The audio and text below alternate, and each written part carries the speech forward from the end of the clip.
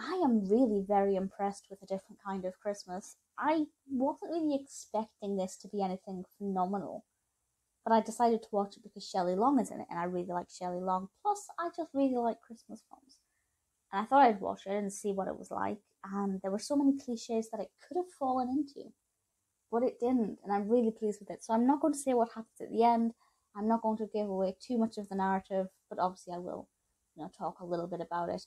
This was released in 1996, directed by Tom McLoughlin, and written by Bart Baker, and stars, of course, Shelley Long alongside Barry Bostwick and Nathan Lawrence.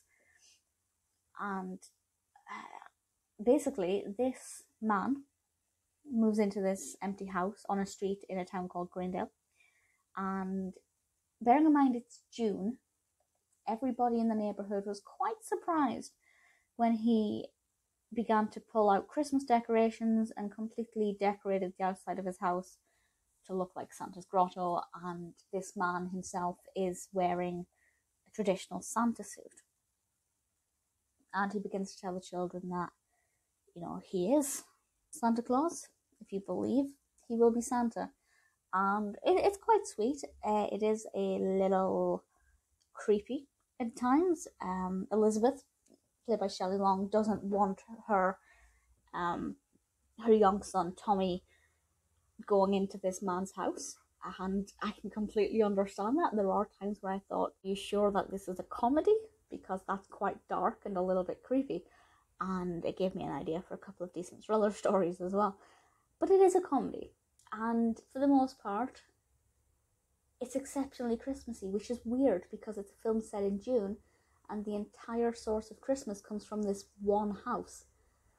And it's not that we spend all day every day inside this house, but I feel like we spend enough time in there that it just still manages to ooze Christmas somehow. And I think they've really done an excellent job with getting the tone and the mood right. This is also a slight drama, and this is where I can't really say anything about that in any detail without risking spoiling it, of course. And put it this way, at one point my jaw actually hung loose because something was revealed and I could not believe it. It was really unexpected, and I wasn't expecting any weird twists in this film, but there was one, maybe more than one, and I was quite gobsmacked and blown away. And one may argue that kind of slight seriousness detracts from the comedy and lightheartedness of a Santa Claus film, but it does it so well. It just gives it a deeper meaning and makes things make a bit more sense and gives reason for certain characters' actions and behaviours. And I was really, really impressed with that. The design of Santa, the suit, the appearance, absolutely brilliant.